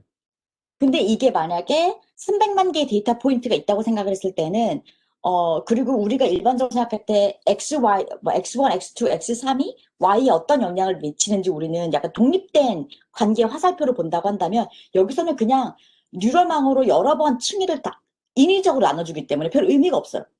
그래서 그냥 믹스드 이펙트처럼 그냥 막 진짜 믹서기에 돌리듯이 다 놓고 돌릴 수 있는 내가 처한 비생물학적 요인들을 통칭하는 개념이라고 보시면 될 것 같아요. 사실은 이 후속 작업으로 약간 그 페인 퍼셉션, 유방암 환자들이 얼마나 통증을 아프다고 하는지 안 하는지 이 페인 퍼셉션에 저희가 소셜 마커도 적용시켜서 또 똑같이 보고 있는 연구가 있는데 지금 리뷰 받고 있는데 그것도 마찬가지로 소셜 마커가 이 환자의 페인을 프리딕션 하는데 굉장히 큰 요인으로 작용을 해요. 그래서 약간 좀 이 층위를 무시하는 개념으로 활용하고 있다라고 답변을 드릴 수 있을 것 같아요. 세 번째 질문, 이제 빅데이터를 통한 소셜 이노베이션. 사실은 여러 가지 고민들을 해볼 수 있을 것 같은데요. 저 같은 경우는 진짜 이제 의료 쪽에 연구를 많이 진행하고 있죠. 지금 당장 이제 법대도 있고 의대도 이렇게 와서 의료 쪽의 데이터를 많이 보고 있는 부분이긴 하지만 뭐가 좋을까요? 여기에 대한 답을 제가 갖고 있으면 제가 뭔가를 만들지 않았을까요? 사실 생각해 보시면 여러분들 구글 있죠. 구글이 사실은 여러분들이 소셜 네트워크 퍼셉션이라고 생각 안 할 수도 있는데, 원래 기존의 서치 엔진은, 어, 알타비스타라고 94년에 처음 만든 서치 엔진이 있었는데, 그 엔진은 이 단어 숫자의 빈도수로 이제 그 서치 엔진이 레코멘데이션 해줬었어요. 근데 구글이 98년에 처음 만들어졌을 때 혁신적으로 만든 게 뭐였냐면은, 단순히 단어의 빈도수가 아니라 그 웹사이트를 언급하는 다른 웹사이트의 숫자들이 많은, 즉 인커밍 타입 소셜 네트워크 퍼스펙티브로 이 사이트를 많이 사이트하는 웹사이트가 많을수록 중요도가 높다고 생각해줘서 레코멘데이션을 올려줬거든요. 그 만든 페이스랑 브린이랑 페이스 이 두 사람이 원래 스탠포드 컴퓨터 사이언스 PhD 학생들이었어요. 근데 걔네들이 그분들이 학회에 가려고 이제 우리가 이렇게 서치 엔진 바꿔볼까? 이렇게 하면 좋겠다라고 만들었던 게 생각보다 잘 팔려. 그리고 그 서버로 만들었더니 더 이상 스탠포드 그 컴퓨터 사이언스 박사과정실에 있는 서버가 감당을 못해서 이제 실리콘밸리에 있는 차고로 옮겨가고 그게 구글이 되면서 이분들이 학교를 그만뒀죠. PhD 안 받았죠, 결국. 받을 필요가 없겠죠, 저 같아도. 그래서 약간 생각보다 가까운 곳에 이노베이션의 소스가 있을 수 있을 것 같아요. 그리고 약간 어떻게 보면은 제가 생각했을 때 이노베이션의 키는 진짜로 파이오니어가 될 필요는 없는 것 같아요. 남들이 뭔가를 하고 있는 거에 새로운 아이디어를 붙이는 거. 그게 이제 중요한 지점이라고 생각하거든요. 그래서 그 정도 제가 더 어떤 답을 드릴 수 있을지는 조금 더 고민해 보도록 하겠습니다. 네, 감사합니다. 혹시 다른 질문? 저 질문할 수 있을까요? 네. 네, 네, 안녕하세요, 교수님. 저는 사회학과 4학년에 재학 중인 오, 김혜인입니다. 안녕하세요. 네. 전 좀 취업에 대해서 여쭤보고 싶다는 생각을 했는데요. 네. 최근에 빅데이터에 대해서 관심이 많이 생기기도 하고, 또 계속 이제 역사적으로 볼 때 기계 파괴 운동이 했던 것처럼 요새 이제 빅데이터가 뭔가 새로운 어, 툴로서 이제 산업에서 메인으로 자리 잡을 수도 있을 것 같다는 생각이 들어서, 빅데이터라는 걸 공부를 해두면은 어떻게든 유용하게 쓰이지 않을까 이런 생각을 했어요. 그래서 네. 저는 학계나 교수님처럼 으로 가기보다는 그냥 기업에 취직을 해서 빅데이터를 활용하고 싶다는 생각을 했는데요. 혹시 이렇게 찾아보니까 이렇게 뭐가 나오긴 하는데 공부를 어떻게 시작을 해야 될지 약간 이런 게 좀 막막해서 혹시 주실 수 있는 조언이 있다면 듣고 싶습니다. 음, 사실은 아까 그 러다이트 운동 하셨는데 사실은 굉장히 유사성이 높은 텍스트인 것 같아요. 자본주의 도래하기 시작하고 기계들이 등장하기 시작하면서 단순 노동자들이 직장을 잃기 시작합니다. 왜? 내가 방직해서 옷 하나 만드는 것보다 기계는 똑같은 시간에 몇백 장의 옷을 동시에 만들어내니까 단순 노동자들이 집단적으로 직장을 잃게 돼요. 그러면서 이 사람들이 기계 파괴 운동을 하게 되고 기계에 대한 반감을 갖죠. 아마 비슷한 현상을 저희가 지금 겪고 있을 것 같아요. 단순 노동 작업하는 거 번역가, 통번역가. 솔직히 저는 학생들 연강을 하고 있거든요, 고대에서. 구글 트랜스레이트 써라. 계산기가 있는데 네가 3482 곱하기 5383을 하는 거는 좀, 저 같은 경우는 시간 낭비라고 생각을 하거든요. 그럼 계산기가 하면 돼. 그래서 취업을 앞두고 있다면 이제 우리가 하는 많은 노동 중에서 알고리즘이 더 잘하는 부분을 피해서 가시는 게 좋죠. 기계가 그렇게 등장하고 있는데, 나 옷감 진짜 잘 짜. 옷감을 정말 잘 짜는 사람이 될 거야. 라고 살아남을 수도 있을 거예요. 왜냐면 그런 것들이 이제 명품이 돼서 굉장히 고가로 팔리는 희소 가치를 갖게 되니까요. 그럼에도 불구하고 우리는 일반적인 사람으로서 일반적으로 대다수의 사람들을 생각했을 때 그 루트를 택했을 때 살아남을 확률이 적죠. 그래서 기계가 하지 못하는 곳에 어떤 관심을 우리가 할 수 있을 것인가에 대한 고민을 조금 해야 될 것 같아요. 제가 얼마 전에 그 네이버 그 CEO가 하는 인터뷰를 봤더니 인재를 채용할 때 가장 중요하게 보는 것이 상상력과 데이터 이해력, 데이터 감수성이라고 했어요. 데이터를 여러분들이 분석을 하지는 않으셔도 될 것 같아요. 왜냐하면 코딩을 잘하는 애들은 컴퓨터 사이언스 진짜 많아, 아직도. 다만 이거를 이해할 수 있고 활용을 할 수가 있어야 되는 거죠. 저도 사실은 코딩을 하긴 하지만 실제로 작업을 할 때 컴퓨터 사이언스 교수들이나 다른 이제 분과 협력을 많이 해요. 그래서 실제로 저보다 코딩 짜는 효율이 더 높은 분들이 코딩을 짜고 저 같은 경우는 사회학적 인사이트가 있으니까 사회학적 인사이트를 가져다 주고 그래서 약간 이 리터러시가 굉장히 중요하다는 생각을 하거든요. 이 데이터를 이해할 수 있는 기본적인 마인드셋. 아까도 말했다시피 통계적인 분석에서 이미 머신러닝 분석, 데이터 학습을 통한 분석 방식으로 업계가 많이 변하고 있기 때문에 그 부분에 대한 기초적인 이해가 있어야지 그분들과 작업을 할 수 있으니까요. 여러분들이 회사에 취직을 하시게 되면 훨씬 더 이제 학제 간의 벽이 학계에서만 낮아진 게 아니라 인더스트리 안에서도 마찬가지. 여러분들 팀을 딱 꾸리게 되면 그 팀 안에 다른 사회학과 출신을 만나게 될 확률이 적을 거예요. 왜? 그렇게 해서는 이제는 과거의 방식대로 팀이 꾸려가기에는 너무 이노베이티브한 아이디어들이 나오기도 적을 거고 다양한 솔루션들이 실제로는 좀 다층적인 접근을 필요로 하죠. 사회에 대한 이해도 있어야 되고 사회 문제니까 동시에 코딩이나 데이터 컬렉션도 있어야 되고 뭐 이것을 비주얼라이즈하는 아티스틱한 감수성도 있어야 되고 그렇기 때문에 다양한 학제에 좀 노출이 돼봐라. 라는 것들을 좀 조언하고 싶어요. 사회학과니까 나 사회학과만 하겠어. 좀 생뚱맞은 전공을 하는 거죠. 연계 전공으로 컴퓨터 사이언스 연계 전공을 한다거나 아니면 진짜 뭐 디지털 아트를 전공을 한다거나 그렇게 해서 나의 어떤 학문적 감수성이 사회학에 뿌리를 두고 있지만 다른 사람들과 협력이나 콜라보의 포텐셜을 높여주는 것. 이게 지금 취업을 앞둔 친구들에겐 제일 중요한 게 아닐까 하는 생각을 합니다. 그러면 어떻게 공부를 해야 될 것인가? 솔직히 툴 좋은 거 너무 많아요. 유튜버 찾아보세요. 저보다 강의 더 잘하는 사람들도 너무너무 많고 저희 학생들한테도 말해요.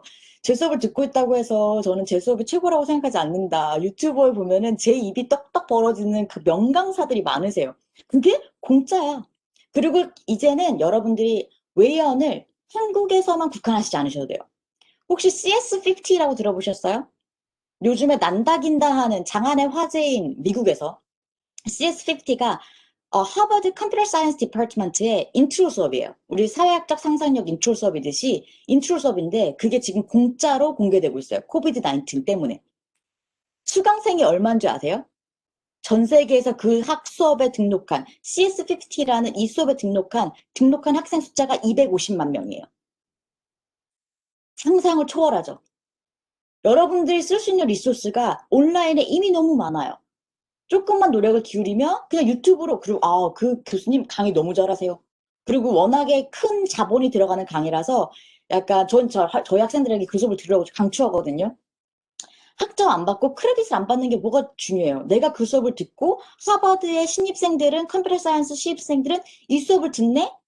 이런 강의를 듣네? 이런 아이디어를 하네? 그러면 이제 거기 이진법, 디지타이제이션부터 시작해서 파이썬으로 수업하고 R로 코딩하고 이런 것들이 기본기이기 때문에 알아듣기도 되게 쉬워요. 그런 비싼 강의, 솔직히 하버드에서 모르겠어. 콜롬비아 있을 때 제 수업을 학생들이 들으려면 3학점에 10,000불을 냈어요. 1,000,000원이었어요. 제가 수업을 했을 때. 하버드는 그보다 비싸지 싸지 않을 것 같거든요. 그거 공짜입니다, 여러분. 유튜브에 다 공개가 돼 있어요. 그렇기 때문에 여러분이 조금만 발품을 팔면 공부할 수 있는 좋은 툴들이 요즘에 너무너무 많습니다. 적극적인 자세, 그게 제일 중요하겠죠. 그리고 상식의 틀을 조금 뛰어넘는 약간 다른 과의 신입생들은 뭘 배울까를 궁금해하는 아마 하버드 CS50뿐만 아니라 MIT 코र्스, 오픈 코र्스도 역시 다 공짜로 들을 수가 있고요. 그래서 조금 내가 상상하지 못했던 과에 신입생들이 듣는 수업들이 온라인에 스탠포드, 하버드, MIT 좋은 과들이 너무 다 공개가 많이 돼 있으니까 적극적으로 좀 활용할 필요가 있겠다. 컴포트 존에서 적극적으로 벗어나서 비전통적인 방식으로 내가 학습을 한번 구현해 보겠다. 라고 하면 지금 4년 차에 내가 그렇게 해서 툴킷을 쌓으면 면접에 가서 내가 이번 4년 동안에 비전형적인 방식으로 이런 학습들을 했습니다. 해서 한국에 있지만 MIT 스탠포드에 있는 신입생들이 듣는 교양 수업들을 내가 이렇게 들어봤습니다. 라고 말하면 이 인재 뽑고 싶지 않을까요? 면접관이? 답변이 됐는지 모르겠습니다. 네, 감사합니다.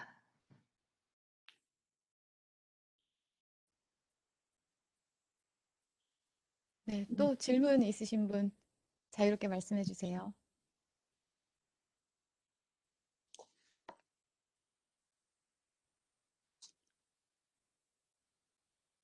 신 교수님, 오늘 강의 잘 들었고요. 혹시 질문할 학생 있으신가요?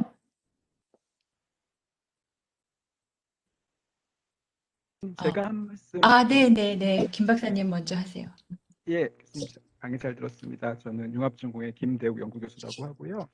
아까 계속 사회학적 상상력에 주목해서 오늘 강연 계속 방청을 했는데 교수님께서 이제 AI 빅데이터 시대에 사회학 상상이 어떻게 활용될 수 있는지에 대해서 전반적으로 잘 말씀해 주신 것 같고 이게 결국 사회학 상상력에 대해 생각해 보면 결국 개인 단위에서 사회 구조나 역사 쪽으로 이렇게 전환할 수 있는 그런 사고의 힘인데 그랬을 때 결국 개인 단위의 어떤 빅데이터들을 활용해서 그 간의 상관관계를 보면 이제 구조에 대한 지식을 잘 얻을 수 있을 것 같아요. 물론 인과적인 부분은 조금 아직 걸리는 부분들이 있지만 하지만 이제 그 방향을 전환해서 빅데이터를 활용해서 설명한 구조에 대한 어떤 설명이 반대로 어떤 개인에 적용되는 과정에서는 약간의 한계가 있을 것 같고 그 부분이 결국 저희 전공과 같은 어떤 사회과학 배경의 어떤 데이터 사이언스 접근하는 사람들이 잘할 수 있는 부분인 것 같기도 하고요. 특히 취약계층이나 그런 전반적인 상관관계에서 잡히지 않는 그런 부분들, 그런 문제들에 대해서 어떤 도메인 지식을 활용할 수 있다는 게 저희의 역할이지 않을까 하는 생각이 들고 마지막으로 그런 결국 개인 단위에서 어떤 역사적인 관점을 보는 거 그런 부분이 빅데이터가 어떻게 그걸 담아낼 수 있을까 그런 의문을 계속 가지면서 강연 들었습니다. 감사합니다.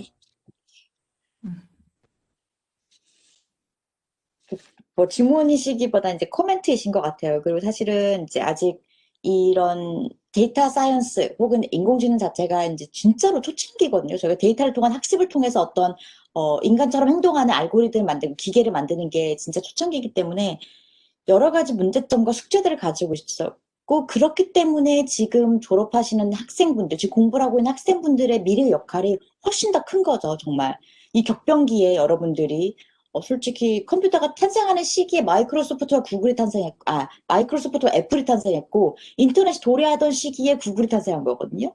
그렇기 때문에 여러분들이 지금 좋은 아이디어가 있으면 이제 그것들을 어떻게 실용할 것인가에 대한 실천의 오션이 열려 있는 거죠. 진짜 블루 오션이 열려 있는 건데 그렇기 때문에 혼란스러운 지점들도 많고 아까 말씀하셨다시피 개인의 데이터라는 게 또 생각보다 우리가 적극적으로 누적된 게 아니라 어떤 툴을 통해서 누적되기 때문에 내가 접근 가능성이 굉장히 떨어져요. 예를 들면 나 지난 1년 동안 무슨 책을 읽었지 데이터가 내 손 안에 없어요.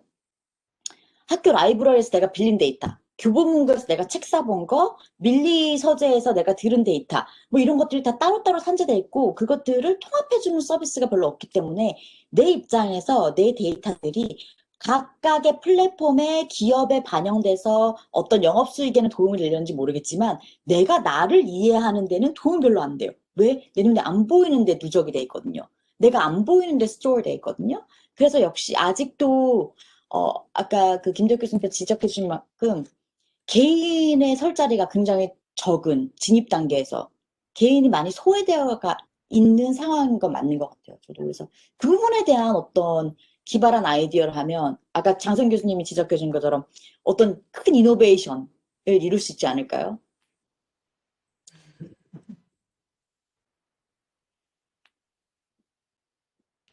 네, 여러 가지 인사이트 있는 그런 내용들을 또 강의해 주시고 또 코멘트해 주시는 선생님들 감사드리고 저는 지금 신은경 교수님이 사회학 분야에서는 AI와 접목한 그런 사회학자로 지금 이제 정평이 나 계신 걸로 아는데 과연 그 사회학자로서 어떻게 그 AI나 빅데이터 분석을 위해서 스스로 준비하시고 이 자리까지 오셨는지 좀 그 접점들을 많은 학생들이 궁금해 할 것 같아요. 나도 썸데이 그런 정말 사회학적 상상력을 발휘하는 AI 전문가가 되고 싶다 이런 꿈들을 다 꾸고 있을 텐데 어떤 과정을 거쳐서 공부하셨는지 좀 그 부분을 알려주시면 아주 프랙티컬한 질문을 합니다.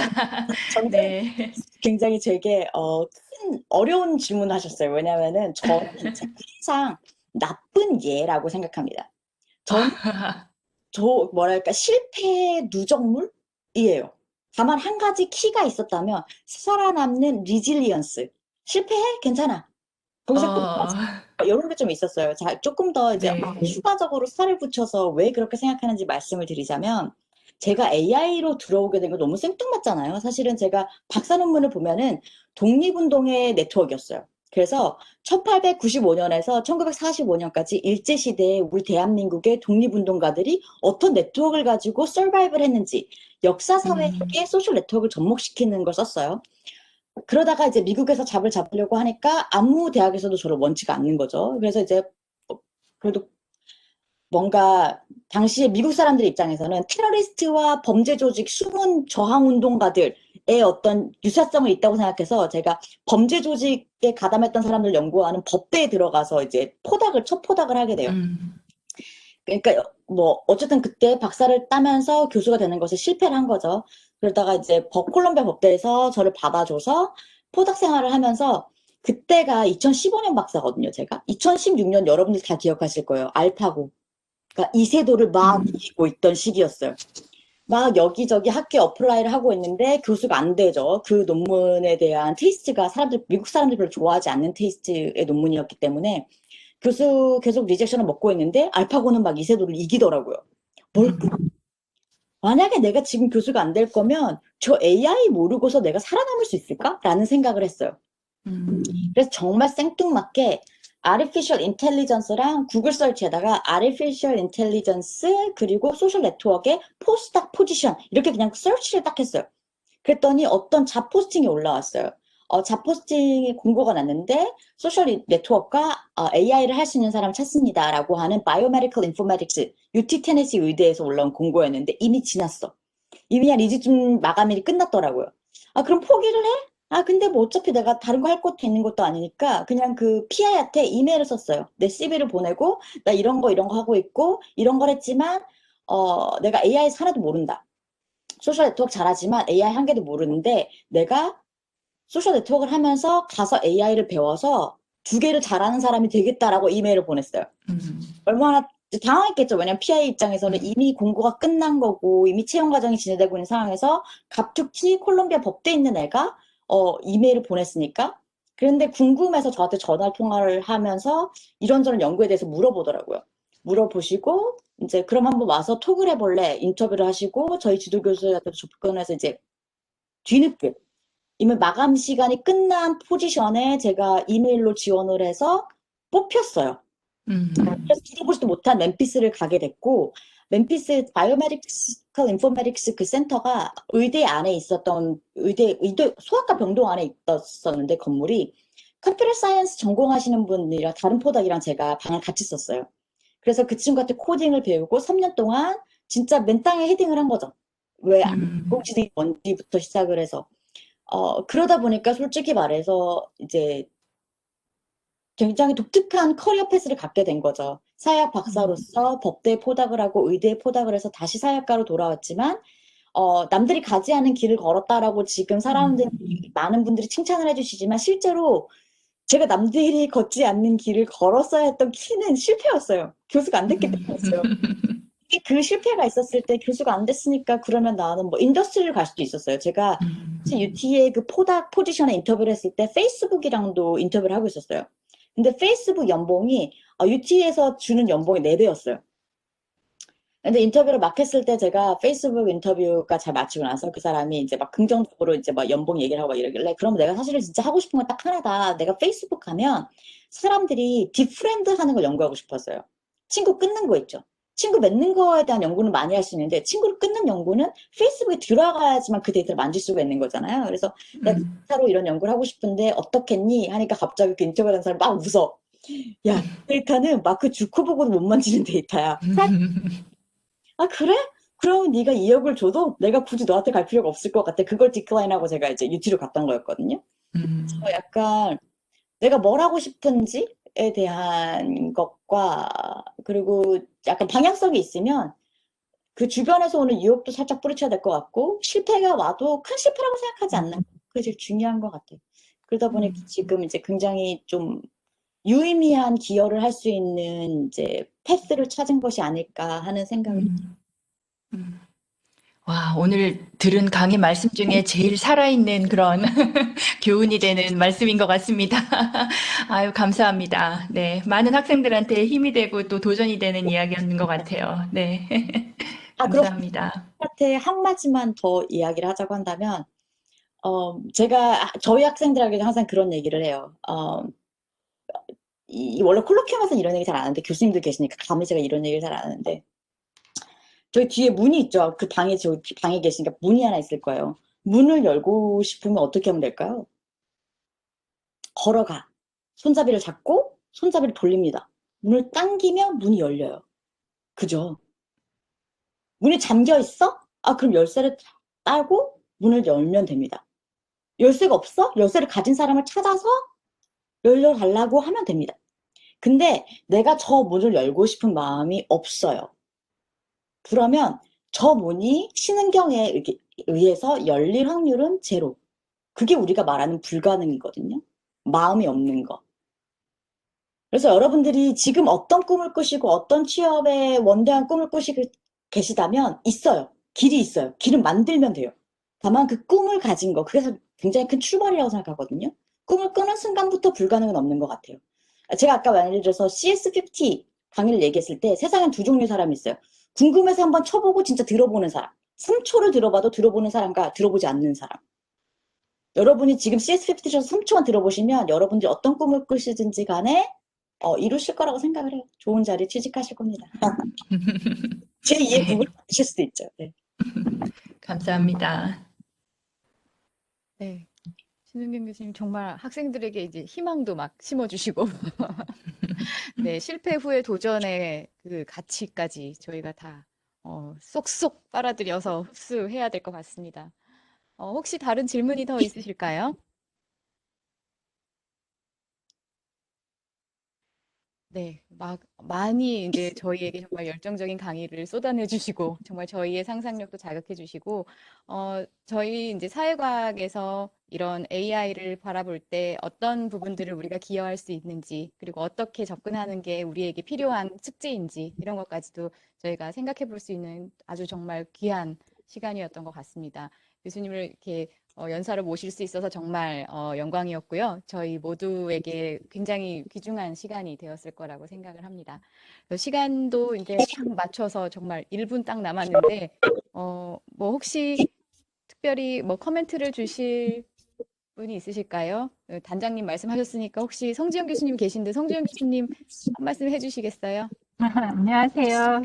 잘 들었습니다. 사회과학에서 어떻게 이런 빅데이터나 알고리즘이나 머신러닝 이용할 수 있는지 논문 이제 찾아보는 단계여서 되었고요. 학생들에게 오늘 좋은 시간이 되었을 거라고 생각합니다. 감사합니다. 감사합니다. 네, 감사합니다. 오늘 이렇게 연사로 정말 멋진 강연해 주신 신은경 교수님 다시 한번 감사드리고 참석해 주신 모든 교수님들 그리고 우리 이제 신입생과 함께 모든 재학생분들 모두 감사합니다. 이것으로 2회 저희 취창호 콜로키움을 마치도록 하겠습니다. 감사합니다. 감사합니다.